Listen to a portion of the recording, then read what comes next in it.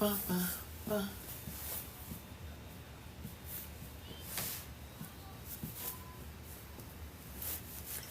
Hello, people.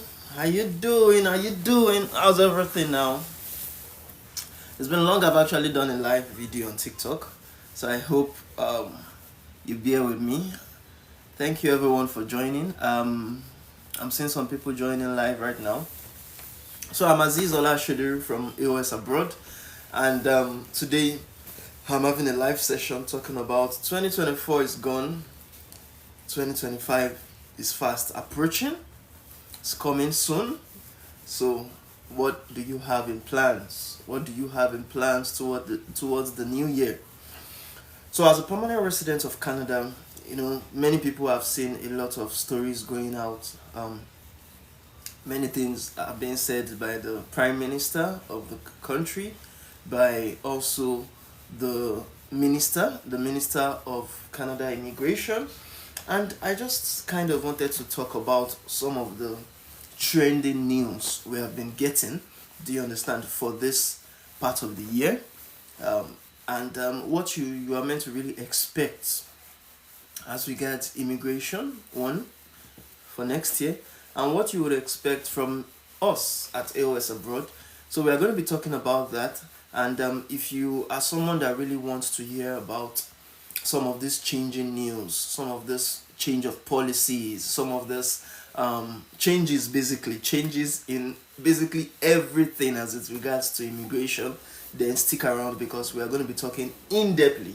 You understand, and I have a lot of content for you today about what you can expect. And if you have any questions whilst we are talking about this, you can drop it in the comment section. Thank you very much. I can see Moiwan Chamukong joining, Yusa Nabs, Agbatu, Ifaniji. Thank you everyone for joining. Really appreciate that. So without wasting much of our time, let's dive into what 2024 had for us. Do you understand? Those that are already in Canada and those that are still coming to Canada. If you are still working towards your immigration and you just want to learn about what you need to be aware of. Do you understand? Because from the very beginning of this year down to this particular time, there have been a lot of changes, a lot of policies, a lot of things that people are looking. Okay, invite you. Okay, so a lot of people have seen a lot of things when it comes to, do you understand, immigration, and we want to talk about some of those things. How are they going to be affecting you that want to actually come into Canada next year? So welcome Adam, welcome Mike, welcome Caleb Swan, welcome Mira 008, welcome okay, Agbato Ifaniji Bamdele is asking best route to process a Canada or UK family visa. Okay, Christine Makewa, Lee, Nicole, welcome Marlene. I see a lot of people joining right now. So the best route to use to come to Canada or to use to go to UK. I'm in Canada, so I can't really talk about UK. Do you understand? I don't really know much about the UK visas, so let's leave that out of it. Yes, Magbato, I get you. As against 2025, when you talk about the best route is really subjective to what you want to achieve. Do you understand? And I always like to talk about my own self. When I thank you for giving me a thumbs up and an emoji, a love emoji, really appreciate that. Now, when I was coming to Canada, for instance, I wanted to come to Canada and have the opportunity to set up my life because I was still single then. I was still into business. Well, I see a lot of people giving me likes. Thank you very much. Martins, welcome. So now, for me, I wanted to set up my life here in Canada. I wanted something that would allow me that opportunity to stay here permanently. Do you understand? I wanted to come here, not just go to a school and study, because the head self, don't get too much to the study again. Too much study self, they always cause wahala. So I didn't want to go through the study route.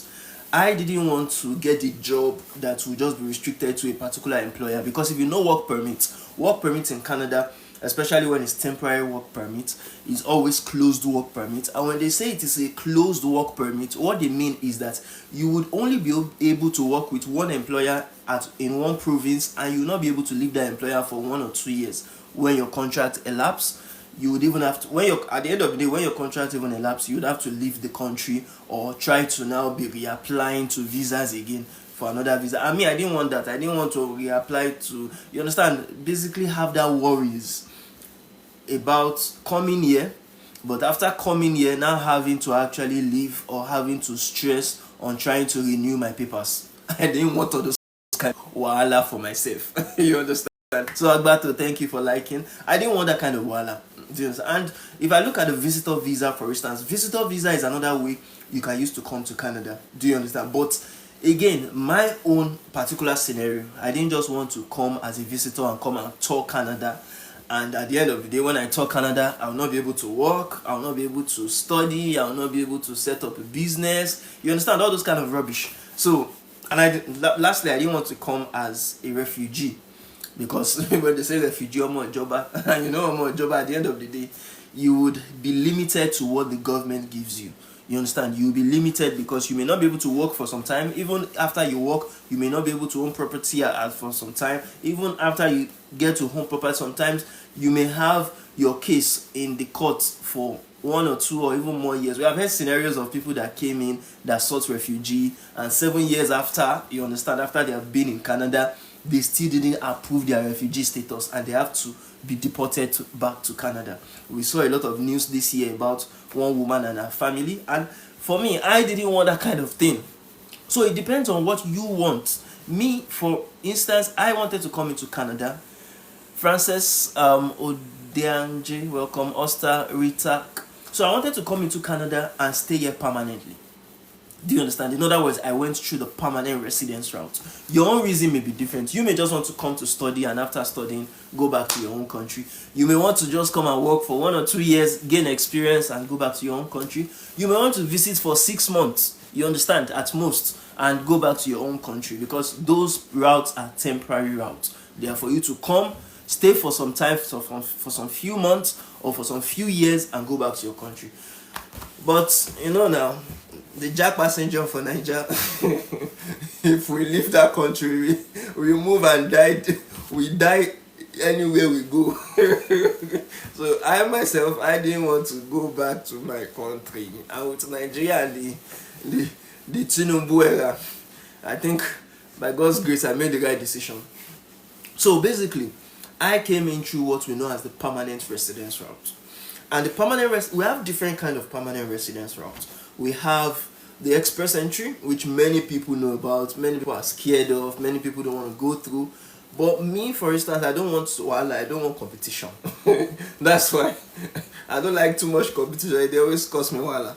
Okay, I'm looking for permanent residency for me and my family. Agbato. Okay, so if you are looking for permanent residence, as I've said, there are a lot of ways you can use to come into Canada as a permanent resident. Express entry is what many people know. Do you understand? And the truth about it is, it's not the only route. You can come into Canada with at least 8 different kind of pathways when you are coming in as a permanent resident. Do you understand? I, for instance, didn't come through express entry. Though, at the end of the day, I was able to use the back door.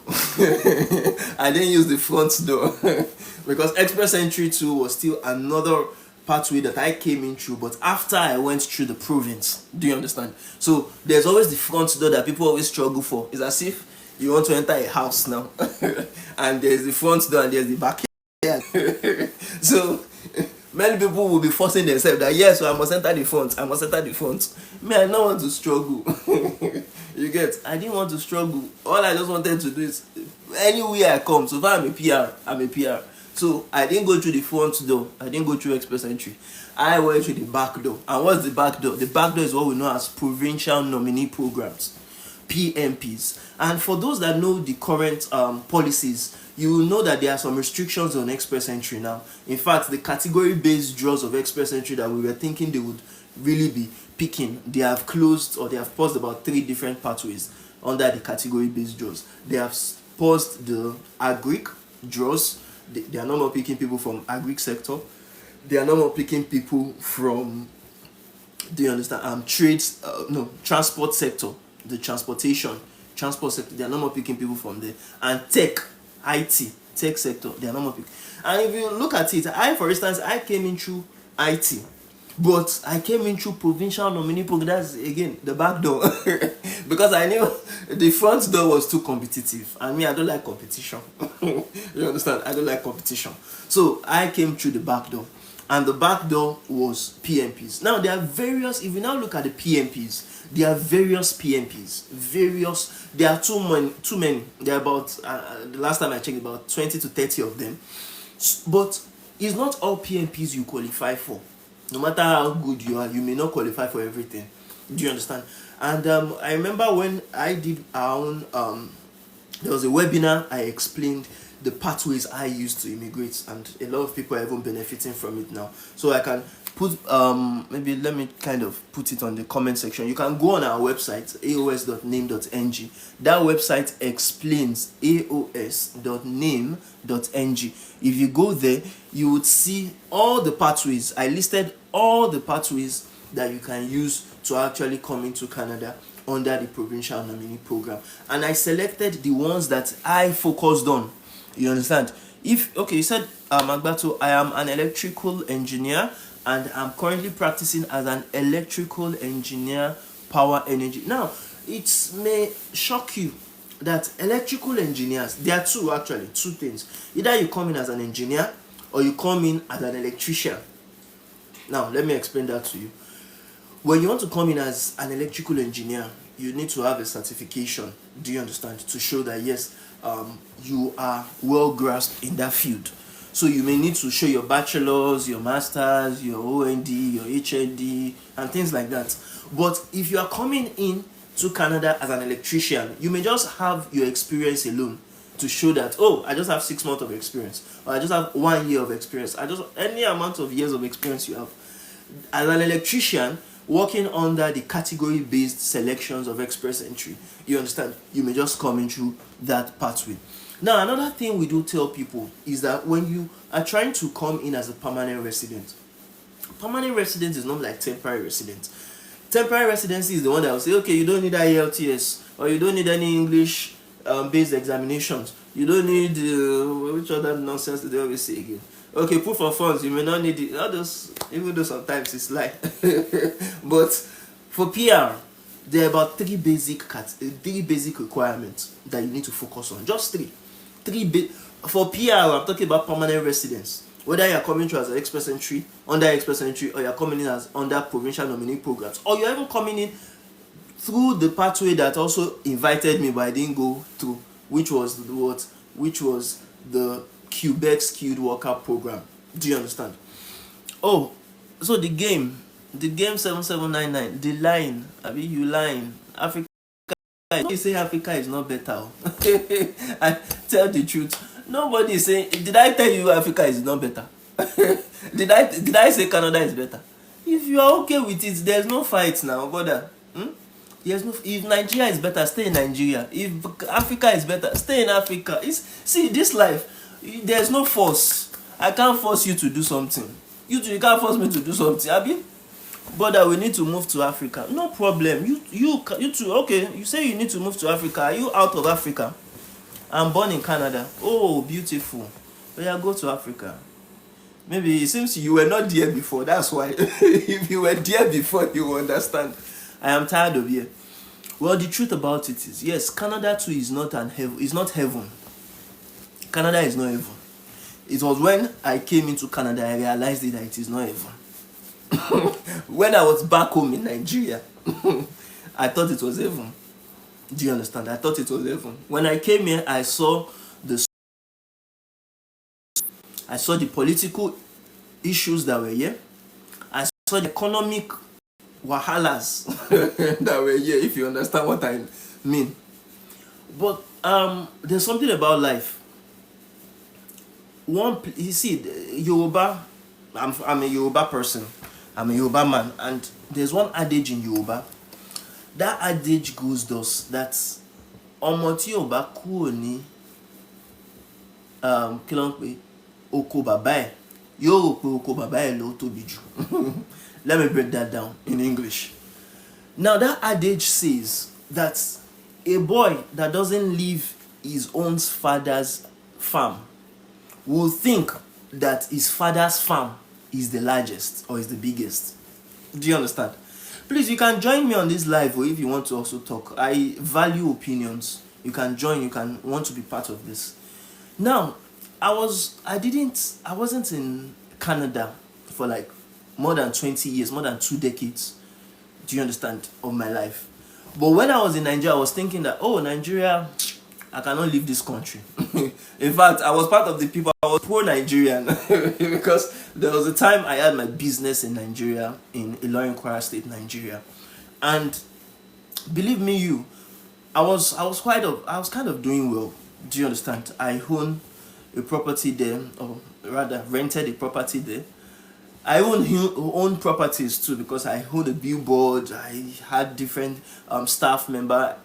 As at the time I left, I had about 9 to 10 staff members, and I remember vividly that I was always telling them that we would just help people to migrate. We would help people travel. We would help people because we were into language learning, into exam preparations, career development programs, and things like that. So I was always telling my staff members that we'll just help people migrate. Me, I don't see any need to travel. I don't see any need to leave my, you understand, comfort zone. But it dawned on me that Nigeria has not yet affected me. Nigeria has not yet happened to me, as they always say. It was when it happened to me that was when I realized that the plan was not even to even live here and to come to Canada permanently. That was not even the plan at first. The plan was, okay, let me just come here temporarily, have some fun, and go back. That was the plan. And oh, you said, why did you leave if you had good life? Oh, thank you very much. That's what I'm trying to explain. Nigeria happened to me, basically. That was what allowed me to leave. And you know, the corruption in Nigeria, it saddens me to say it, but it's what happened to me. It saddens me to say it. Do you understand? One of the things that happened to me was that there was so much corruption. In terms of a particular example was because I owned a business in Nigeria, Ilorin, Kwara State, Nigeria, and I was already, how would I call it, developing business-wise. I was already having a lot. Do you understand? But you know, there's something about success in Africa. The more success you're able to gather, the more eyes you have. the more people are going to be penetrating and looking at what you are doing. Especially when they don't have anything to hold you against. At the end of the day, they'll just want to frustrate you. And that was what happened typically to me in Ilorin. I remember my billboard. When I got my billboard, I was educating people about languages, English, French, because I am a linguistics graduate. I studied linguistics. Do you understand? So I had a lot of staff members. I had people I was training. Even up till now, there are about 400 people, 400 students that we have actually trained from when I started in 2016 till date. And I realized that people were saying that, and there were other people, other competitors I had, you understand, in Ilorin, Kwara State, Nigeria. Maybe I would say it was jealousy, or I would say it was they were trying to bring me down or things like that. They saw the way that someone that is a Lagosian going to Ilorin, Kwara State, Nigeria, and actually basically winning the market over there. And at the end of the day, the question was now, because again, tribalism is in Nigeria. The question was now, how will he now leave Nigeria? He will leave Lagos and now come to Ilorin and will now be getting all the business here. Tribalism. Do you understand? Ethnicity. At the end of the day, I saw that these people didn't want progress because they were so, you know, we brought a lot of initiatives into the training. We did online courses. We did, we had ebooks we were selling. We had, what they call it, webinars we were hosting, free seminars we were doing to educate people about, okay, if you want to migrate, this is what you do, these are you. So at the end of the day, they saw those things, and DSS, for those that know DSS, they came to start harassing us. They say, also we are doing fraud, also we are doing this. Okay, show us evidence now. We even went to court. Yes, that reminds me. We went to court. They took me to court. It was the judge that was saying there was no factual. Now, stress myself doing. So at the end of the day, I had to just leave it be and focus on my online, because that time we have started, I think that was post-COVID, we have started building online courses. We have started doing things that we can operate digitally.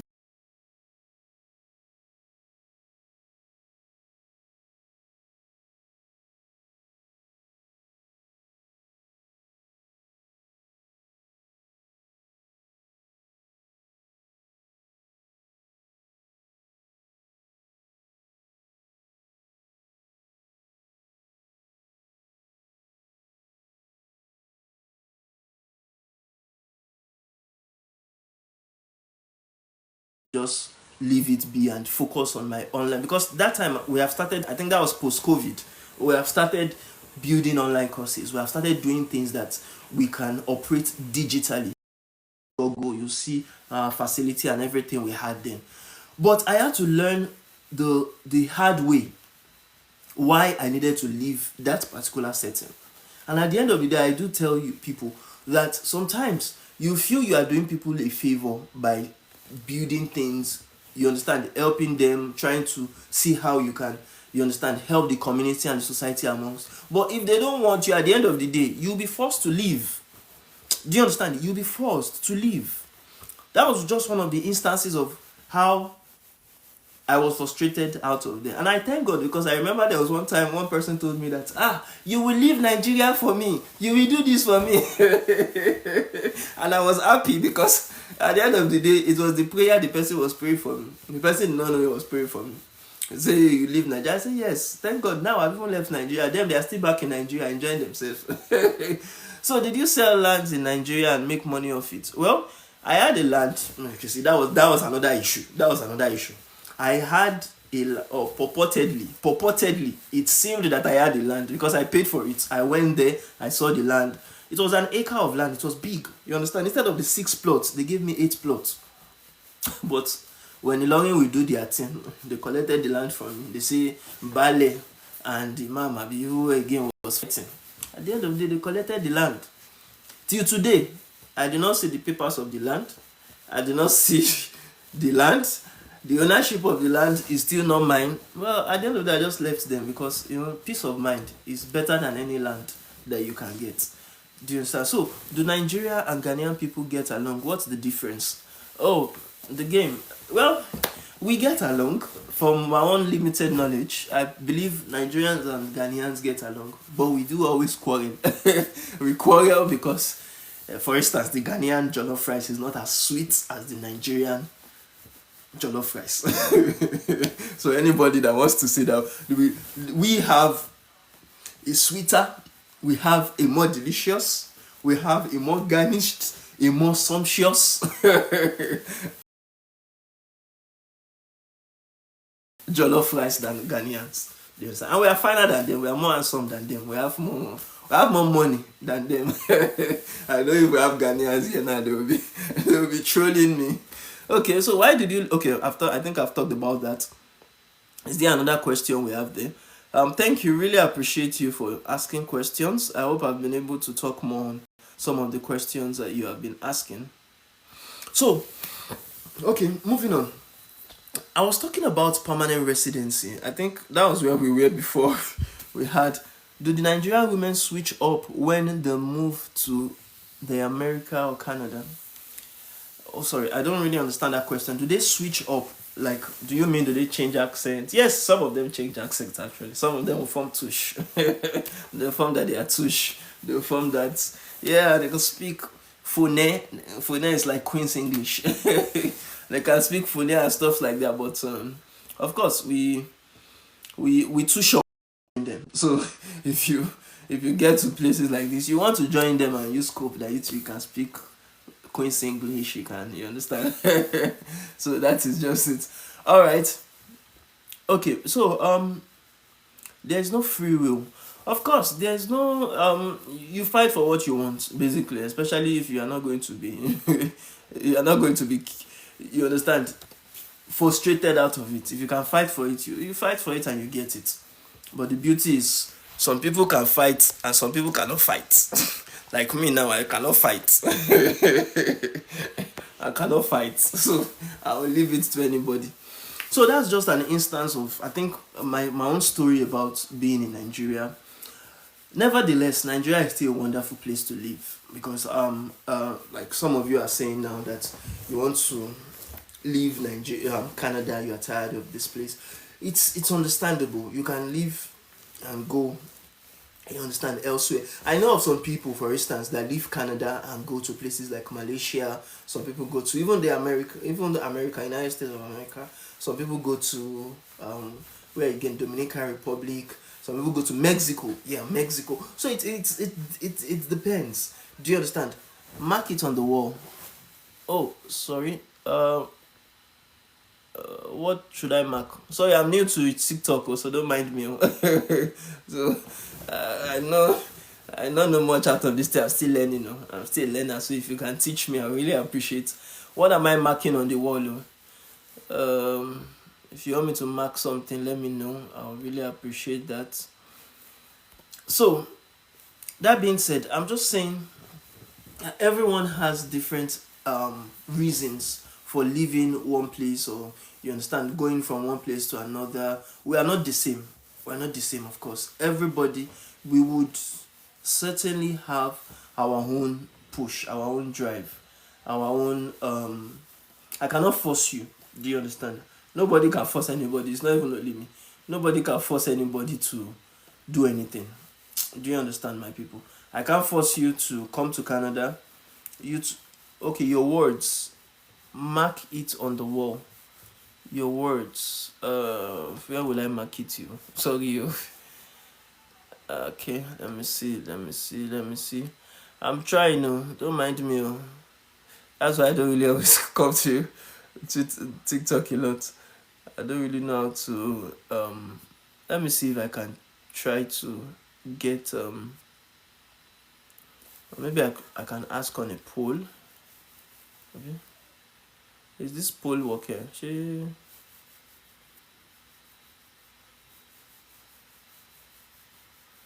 All right. So as I was saying, everyone, we have different reasons of leaving one place. We have different reasons for migrating. We have different reasons for trying to better our lives abroad. So if your own reason is something you would really like to, so Papelolo, you can actually let me know how to mark things. I'm trying to look through the things now. If I can get a way to mark, I'm going to do that. Just bear with me. Bear with me. I'm still I'm still very new to this at this age of tech. Boy. So that being said, if you have any questions, drop it on the comment section. I would really like to actually get your own viewpoints on what we are discussing today. I believe this is a topic everyone can actually, you understand, learn from. If you have any questions at all, drop it, or even comment. Comment, I would really appreciate it. I've been seeing some comments for some time. Really appreciate you joining and adding your comment. So again, I was talking about permanent residence. Oh, that's our topic, and we have forgotten our topic. So Quebec Skilled Worker Program is another program apart from provincial nominee program. I said that I actually got selected under the Quebec Skilled Worker Program, the QSWP. That was the program that invited me the second time. You understand? Because I applied under provincial nominee programs. That reminds me. The programs I mentioned that I got nominated with under was one, Prince Edward Island provincial nominee program, Ontario Immigrant nominee program, and I also applied to Quebec under the Arima portal. Do you understand? That's another. Many people think it's only people that can speak French, even though yes, they would prioritize those that can speak French, but that does not mean that if you speak English too, you can't apply. You understand? Under the Arima portal, you can also apply under the Arima portal. Now, so I think those were the 4 provinces I applied to.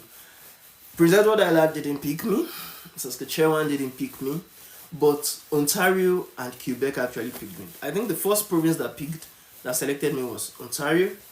and afterwards, I think a month or so afterwards, Quebec actually picked me up. But I've started working on the Ontario Immigrant Nominee Program. So that was what I now used, you understand, to work on my own permanent residence. So if you have, for instance, any opportunity, you understand, or any, if you are well qualified, if you are well qualified for, be it the Ontario, the province, Prince Edward Island, any province at all, do yourself a favor by quickly applying, because you never know. Sometimes delay, delay, delaying on applying may actually affect you negatively. So you have to start up by, you understand, getting selected, getting into the pool if you are working on express entry, or if you are working on any provincial nominee program, get into their own selected pool or their own selected draws as well, so that you have higher chances of being nominated, being invited, you understand, giving the ITA the invitation to apply. Do you understand? So don't delay, basically. Don't delay in anything, because yes, this year is going and there are a lot of restrictions, a lot of policy changes, a lot of do you understand, programs that are being paused or that are being closed. But you never know. You never know when the opportunity would come for you to actually get that provincial nominee program of that permanent resident status. So the faster you start, the better you can actually get to, you understand, move to Canada. So thank you very much. Any questions whatsoever, you can drop it on the comment sections. Really appreciate everyone for joining. And if you are someone that would like to also be part of this, you can always reach out to us, and of course I will do my best to add you to the group, and add you to the live, rather, to the live session, so that we can have a tete-a-tete, basically. Have a tete-a-tete. So what should you expect in the year 2025 when it comes to Canada immigration? Well, the truth about it is things are changing. Things are not remaining the same. Things are, we can't, sometimes we predict, but our predictions may be wrong sometimes. And of course, it may also be on point. So it depends on what the immigration minister, and basically what Canada wants. And right now, I feel that what they want is to actually reduce the quota of people that are coming into the country, and also deport, sadly, some of those that have had their status lost, or they are not eligible for permanent residence. And that is why I do always emphasize that if you want to come into Canada and you want to play the long game, you want to stay here permanently, then just go through the permanent residence route. It's as simple as that. Because when you are coming in through temporary routes, maybe study permit, work permit, visitor visa, and your desire is to stay here permanently, then there's a conflict of interest there, because you are coming in temporarily, but you have the desire to stay here permanently. It may, at the end of the day, you understand, bite you on the butt. That dual intent may bite you on the butt, and that's what is definitely happening to those that came in as international students, as temporary foreign workers, as visitors. Do you understand? It may take time for you to get your PR status, but it is that time you used to wait, that time you used to process your application, that time you used to become eligible, you understand, for permanent residence. It's going to be worth it down the line. It's going to be really, really worth it, because at the end of the day, you are not just going to be someone that would finally land here in Canada and will be stressing on changing status, or will be stressing on doing things that, you understand, you don't really desire or you don't really want. So basically, if I'm to give you a suggestion, I would suggest get those 3 requirements that I talked about. Okay, mentioning it again, the 3 requirements, the 3 basic requirements. You need to just, first of all, focus on those things. Once you have maxed out those things, then we can now see if you need to actually work on other secondary requirements. But the first 3, focus on it. What's the first 3? The number 1 is what? Is what we know as your educational credential assessment. The ECA. educational credential assessment. Whether you have a secondary school certificate, a national certificate of education, a national diploma, a higher national diploma, a bachelor's degree, a postgraduate certificate, a master's degree, or a PhD, or even a combination of any of those certificates or degrees or diplomas. Anyone you have, make sure at the barest minimum, if you have a bachelor's, evaluate your bachelor's. If you have a bachelor's and postgraduate diploma, evaluate the two, both the diploma and the degree. If you have a master's, just evaluate the master's. You don't need to evaluate the bachelor's.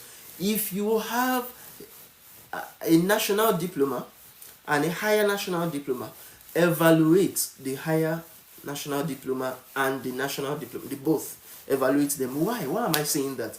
It's because if you don't have a master's or you don't have a PhD, any other thing that you have will be useful in your application, giving you additional points. Do you understand? Anything you have from bachelor's downwards, bachelor's, NC, ND, HND, PGD, evaluate it together with your bachelor's. Or if you don't have bachelor's, evaluate just the diplomas, ND and HND. It may surprise you that evaluating the ND and HND would give you more points than just a bachelor's degree. Do you understand? And you'll be able to show that you are more educated, you are more learned than just someone that has a bachelor's degree. Do you understand? So you can make use of WES.org, which is World Education Services. You can browse that online. World Education Services would give you that opportunity to actually to evaluate your to evaluate your certifications, your credentials. Do you understand? For immigration purposes. Now, that is the first requirement. The first requirement I say is what? The first requirement is the educational credential assessment. Now, after the first credential, the second thing or the second requirement you need to focus on, the second requirement you need to adhere to. Do you understand? Very well. The second credential or the second documentation you need to make sure you have before you even think of anything permanent residence is to focus on what we know as what? Focus on what we know as your language Your language requirement. Your language requirement. Your proficiency, your language proficiency is very important when it comes to permanent residence. Very, very important. So I talked about number one, your educational credential assessment through WES.org. Secondly, if you are proficient in languages like English, you need to write any of the 3 examinations. Now, which of the 3 examinations do you need to write? It depends on the one you are okay with. And which of these what are these examinations for your language, to show your language proficiency? To show your language proficiency, whether be it your English proficiency, you can either show your proficiency in what? In I.O.S, which a lot of people know already. But apart from I.O.S, we also have CELPIP. And apart from CELPIP, we also have PTE. Now, any of these examinations can be used to show your proficiency in what? In English language proficiency. Now, if you are now someone that can be considered a bilingual, or you are even a monolingual, but you just speak French language alone. If you just speak French language alone, then you may need to actually get your French proficiency, you understand, in one of these examinations. One, TEF or TCF Canada, or even the DAF examination. Now, many people always shy away from this one, the DAF examination. People always look at what's DAF. DAF is approved for Quebec immigration. Do you understand? Quebec immigration. So if you want to go to Quebec, the province of Quebec, you can actually apply through the ARIMA portal using either the B2 or the C1 or the C2 and things like that. Do you understand? Now that's for the second proficiency or the second requirement. The third major requirement, we are talking about the basic requirements for permanent residence to Canada. We are not talking about the secondary requirements. We are not talking about any other bogus things that you will see online that will tell you that, okay, yes, if you want to come to Canada, do this. No, I'm not talking about that. I'm talking about the major requirements. Do you understand? Major requirements right now. Now, the major requirement is what? The third major requirement is what? Is what we know as years of experience. Years of experience in in-demand occupations. Something happened to me when I was applying for my own permanent residence. Just like many Nigerians, we have a lot of skills. We have a lot of experiences. But the major experience I had that time, because I studied linguistics from school. You understand? I was a language teacher for years. You understand? So I had started a lot of things in linguistics, done a lot of things in languages, and I thought that, okay, it's just natural for me to say, yes, I'm a language teacher. Even though by the standards of Nigeria, or standards of even Canada as well, I was not a language teacher. I was a language instructor. There's a difference. As a language teacher, you have what we know as the license to practice as a teacher. I didn't have the license. I studied linguistics. I was in the arts faculty. You understand? So I was not someone that had that license to practice. I didn't finish from education. I didn't have any Nigeria certificate in education. I didn't have postgraduate diploma in education. I didn't have bachelor's degree or master's degree in education. But my limited view, I thought, yes, I was a language teacher. So I was applying for permanent residence using that work experience as a language teacher. And funny enough, I wasn't selected for like a year. I wasn't selected because the NOC code, which is the National Occupation Classification Code, I was using was not fit for my own skills and proficiency. It wasn't fit for my own experience. So what I had to do is to change my NOC code. You understand? I had already sorted my English proficiency as at that time. I already had my A.O.S ECA reports as at that time. I was already getting my French proficiency sorted. But when I now changed my NOC code, my National Occupation Classification Code, into IT, because again, I had experience in the IT, I had built my own company website, I had also helped various companies also work on their graphic designing and their web development. And it never dawned on me, because I was thinking of it that, okay, it was just like a side gig or something like that. But it never dawned on me that it could be a major factor in me relocating to Canada. So as a result of that, because I wasn't in the in-demand occupation, you understand, when I was first working on my permanent residence under a language teacher, I didn't get selected for like a year. This was only when I changed my NOC code into an in-demand occupation, and as at that time, the in-demand occupation I selected was web designer and developer. And within just 3 months, I got selected. In fact, I got selected by 2 provinces, which I talked about before, Ontario initially, and I got selected by Quebec, just because I changed my NOC code, just because I aligned to what Canada is actually requiring, just because I aligned to what Canada were waiting for, what they needed at that particular time. So one of the best, you understand, information I can give you right now is that when you want to come into Canada, sometimes a simple Google search can tell you what you need to know. You understand? You just need to understand what is the in-demand occupation. I remember that time when I wanted to change my occupation. I wrote down all the skills I had, all the experiences I had. all the talents that I have gathered. Do you understand? And I now went from, I remember I started from the province of Alberta. Alberta, Manitoba, Nova Scotia. I started from them.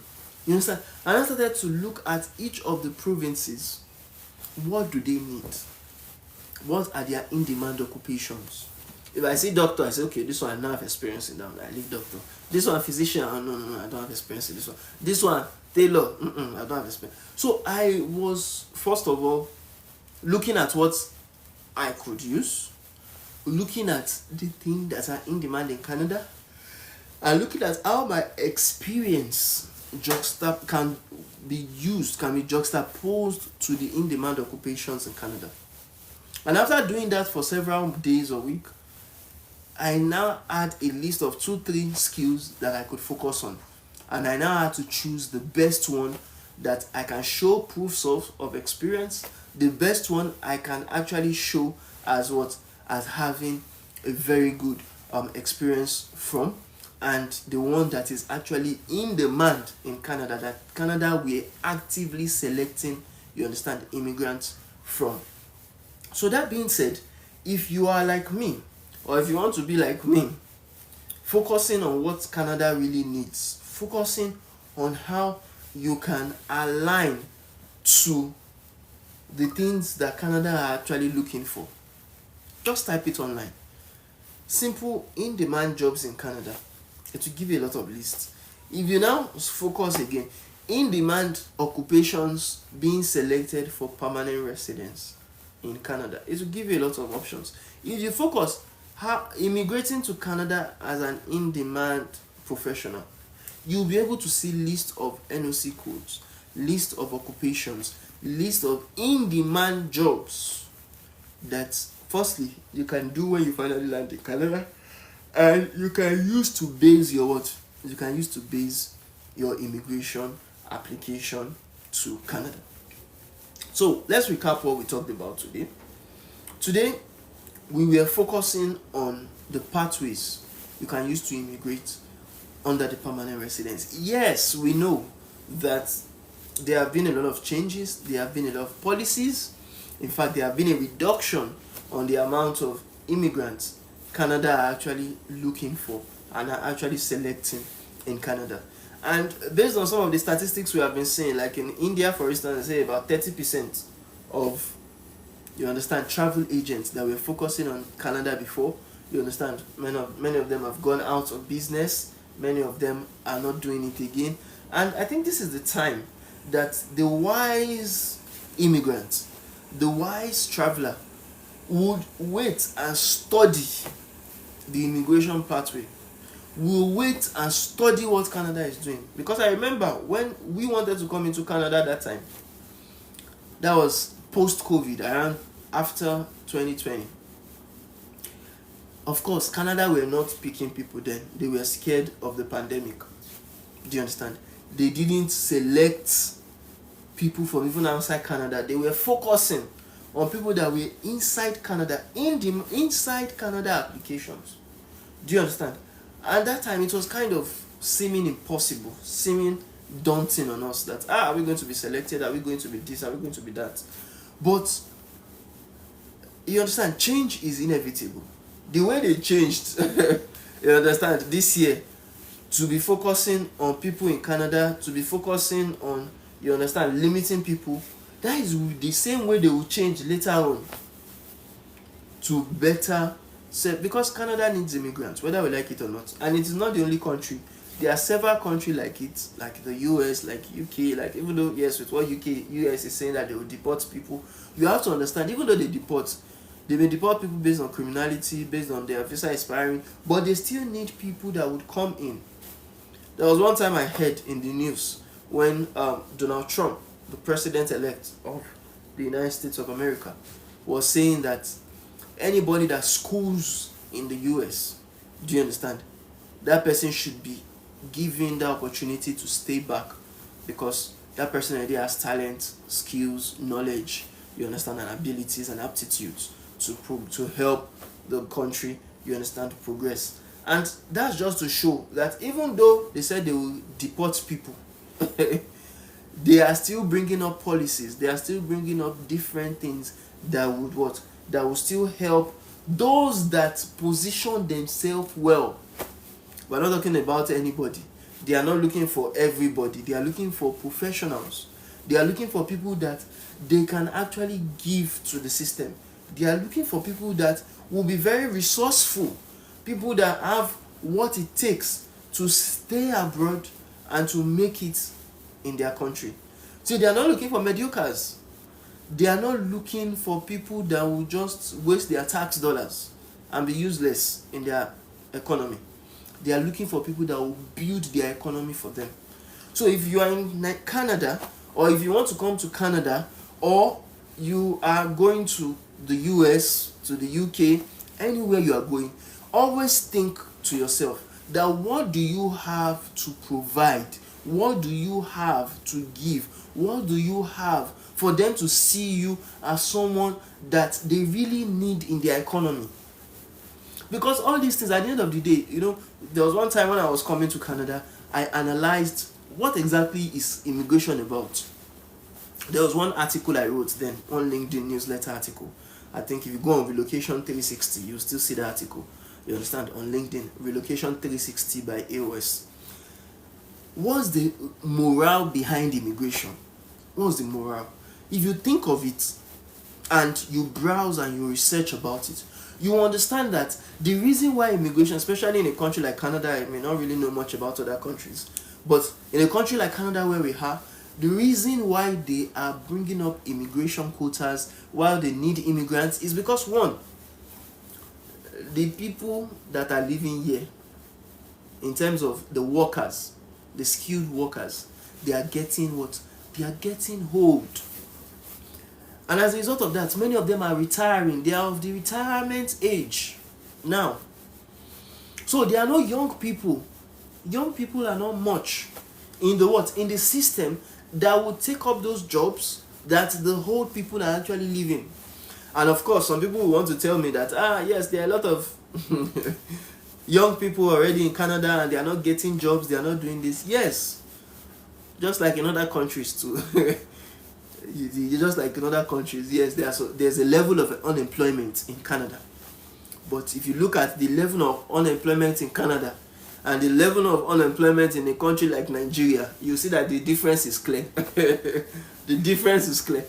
In Nigeria, and funny enough, I was in Nigeria, and when I was in school, that's when I got a job. When I finished school, after some time, I had to start up my own business because I didn't feel that fulfillment, you understand, working for someone. So if you as well, you are someone that wants to actually key into the young skilled worker setting, then you have to show that you have something to give the country, that you are someone that they would really value and they will really enjoy having in their country. That's just one of it. The second reason why immigration is proliferating in many countries is because, like in Canada, the ratio of people giving birth are low compared to those that are giving birth and that are not giving birth. You understand? So I don't know if what I said is right, but what we are trying to say is that the females that are meant to be giving birth are no longer giving birth. Some of them, they are doing spinster, they are not married. Some of them are doing side chick, they are not married. Some of them, they have even done another thing entirely. I don't even like to talk about that one. But they have turned themselves to something else. Even the men that are meant to be getting married to them, and you understand, building families, many of them too, they are washed away. So you have to understand that sometimes the problems that a country has is the opportunity for you as an immigrant to come into that country and to benefit from that system. Because yes, countries like Canada, the UK, US, you understand, they will say they need immigrants, but it is not just a one-way system. Do you understand? They will benefit from you and you also will benefit from them.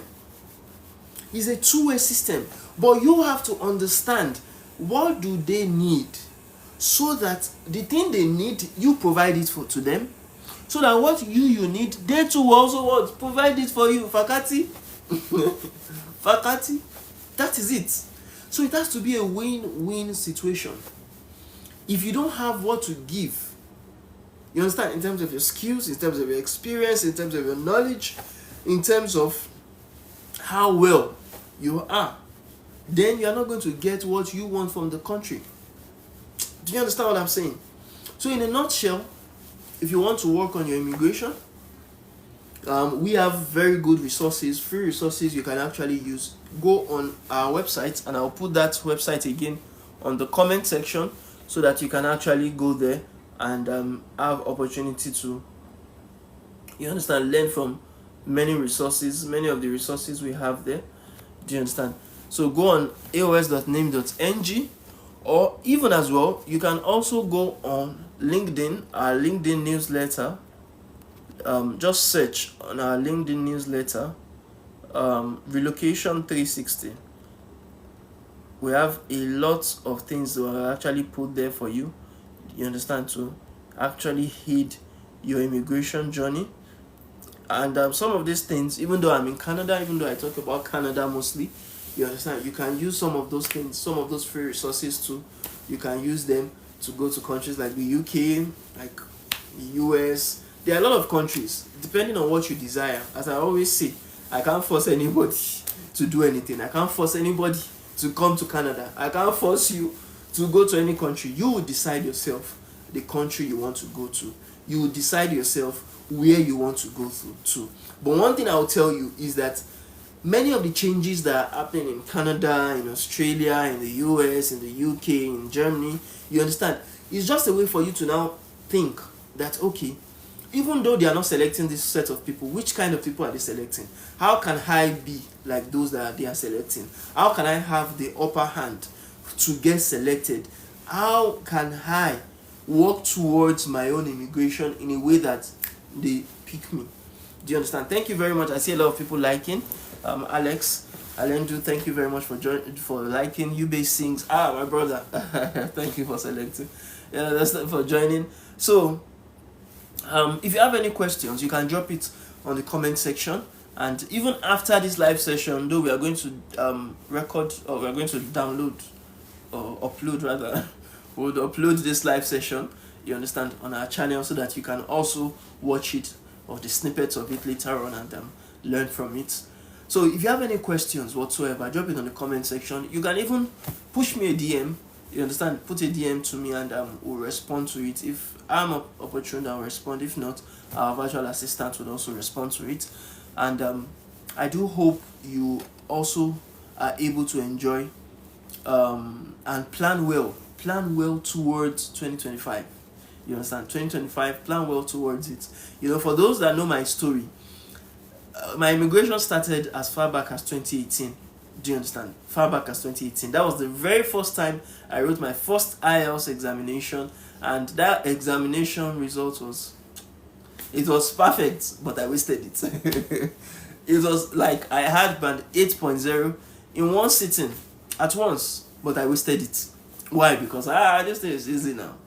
This thing, just like I was saying in the story that I gave about my business in Ilorin, I was still doing business then, so I was making money. I was I don't need to work because I moved to Canada. But when it happened, when coronavirus hit, as when I know the difference between I was dead and I shall be dead. The difference between suffer and sapa. Sapa will humble you. So that was when I got serious. Post-COVID, I got serious, and I have been a great fan of your platform on all social media platforms, especially in Instagram. Wow, thank you very much. Thank you so much, Alex. Excellent. I really appreciate it. Thank you very much. I hope you are getting to learn from some of our platforms. I hope they are very educative. This year, I would say, yes, we did a lot, but again, I still feel I was a little bit lazy. I was a little bit lazy, yes, to be pushing out content every day. So, please join me from this year, and one of my New Year resolutions is that I want to post a lot. I want to post, in fact, On LinkedIn, for instance, for those that join me on LinkedIn, that always get my platforms on LinkedIn, you will know that I've been sharing a lot of useful content on our LinkedIn newsletter, so you can always check there to actually learn more about it. If you are not on our email list already, please get on our email list.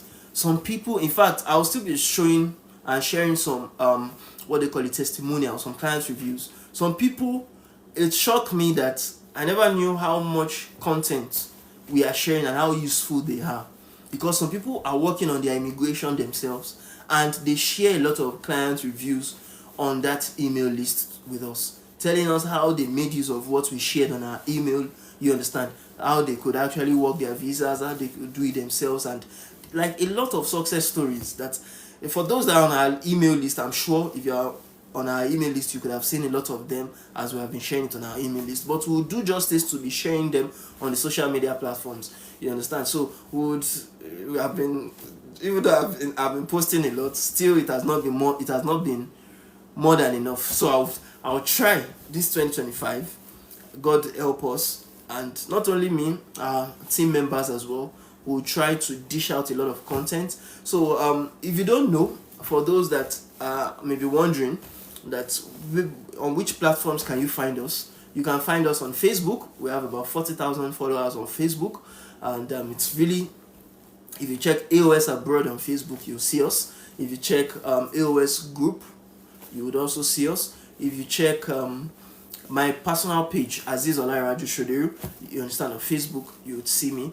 Now on Instagram, just like Mr. Alex said, yes, we are very, very active on Instagram, and there are a lot of free resources you can get there on Instagram on how to work on your immigration yourself, how to actually get free resources, how to, there was even a book, yes, that reminds me, best-selling book. We published the book last month, November 21, 2024, and that book, within 2 months, it became a bestseller on Amazon. I was so happy, I was so glad. Our email list, we have about 100,000 people on our email list, and they made that book basically a bestseller, because I never expected how fast we could jump onto the bestseller rank on Amazon. So if you have not gotten that book is Funding Your Move Abroad. Many people are always complaining that, yes, I don't know how to, how do I call it? I don't have money to work on my immigration myself. How do I call it? So you can basically use that book to learn how you can make money. Do you understand? For your immigration, how you can not just only make money, but use what you have, the talent you have, the God-given talent you have, the skills you have. You understand? The experience you have gained, you can use it to what?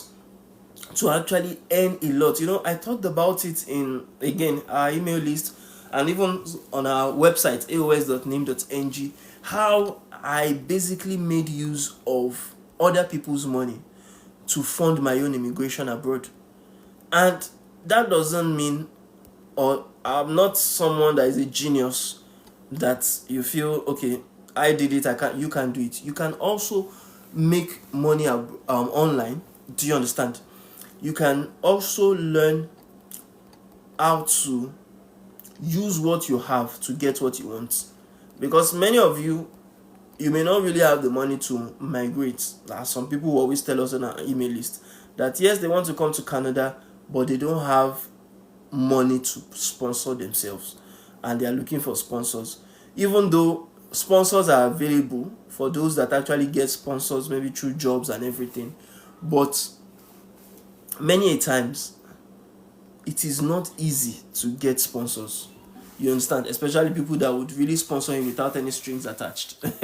So you can get your own copy of Funding Your Move Abroad, the ebook, you understand, copy, or even the paperback. We have some people that have, and of course, this 2025, by God's grace, we are going to be opening that book up, and I'm going to be reading from the book.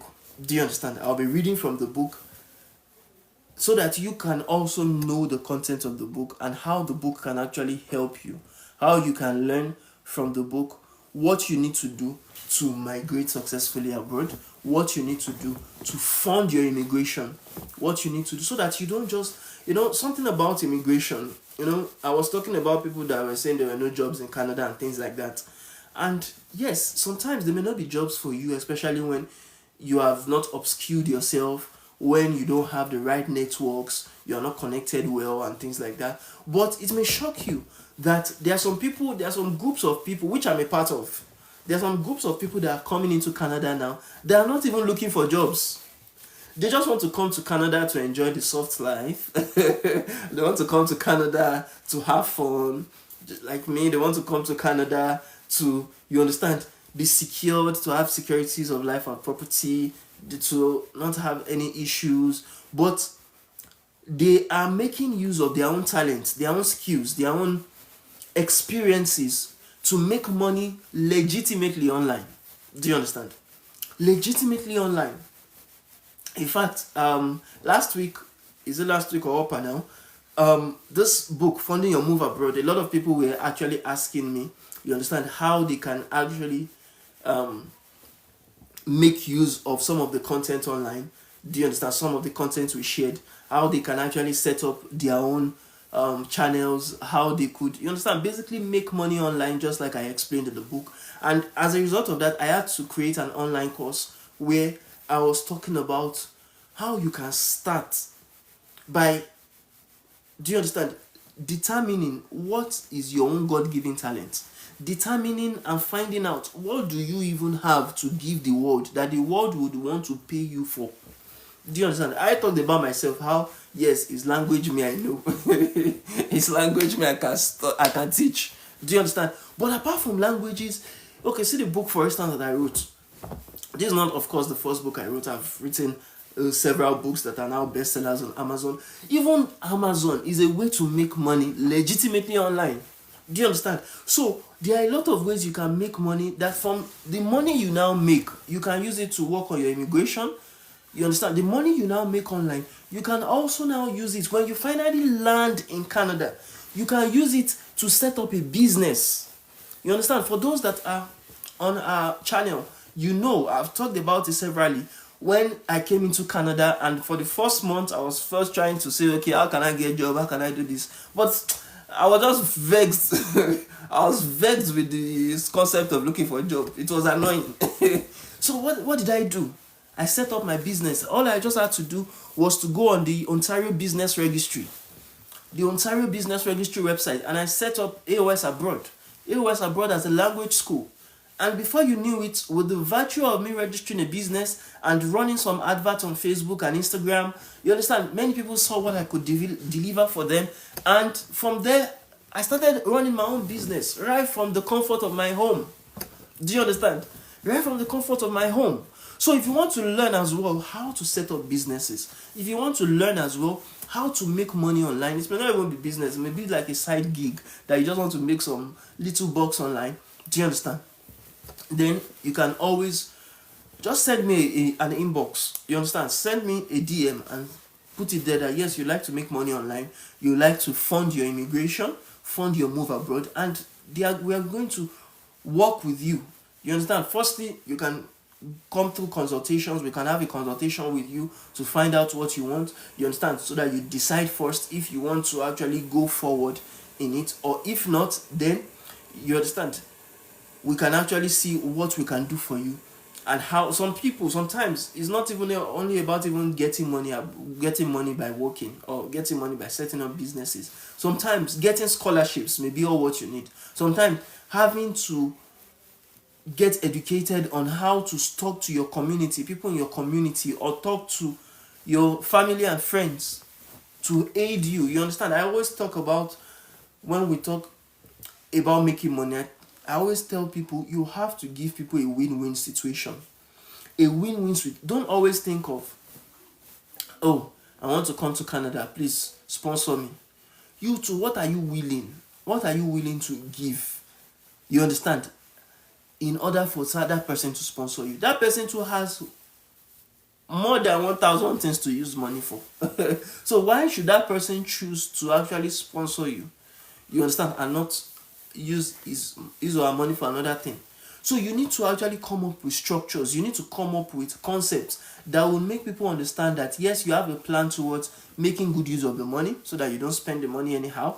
Two, when you now finally land in Canada or land in any country you are going, you will be useful. You will be someone of worth to that person. You will be someone that yes, they will see as a serious person, you understand, to actually trust and to, you understand, work with. So thank you very much, everyone. We have really spent a lot of time here.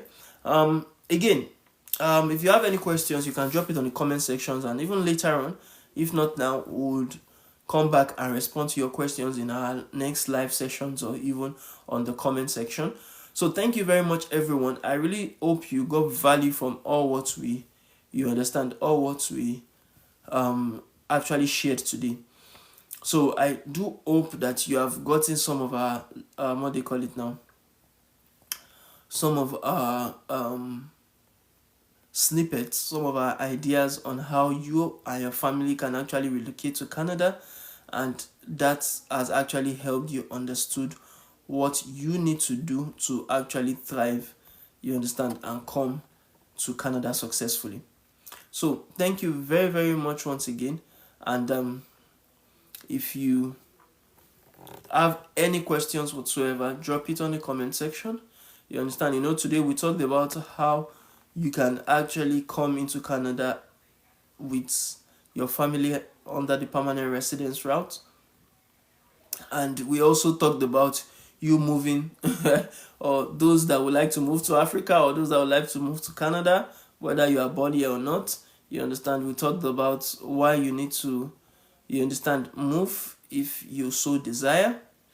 Do you understand? So if not, then if you didn't have opportunity to, we talked about the 3 years, the three requirements of you to come into Canada to actually process your permanent residence. That if you want to process your permanent residence, those are the 3 things you need to focus on. So, and the 3 things were your educational credential assessment, your language proficiency, and your work experience. So thank you very much, everyone. I hope you got value from this. If you did, give us a thumbs up, give us a like, give us a share, an emoji, and we really appreciate it, and we'll come back again next time to actually continue our discussion. Thank you very much once again, and do have a lovely day. Don't forget to like, subscribe, and share with your friends and family. Bye for now. Au revoir.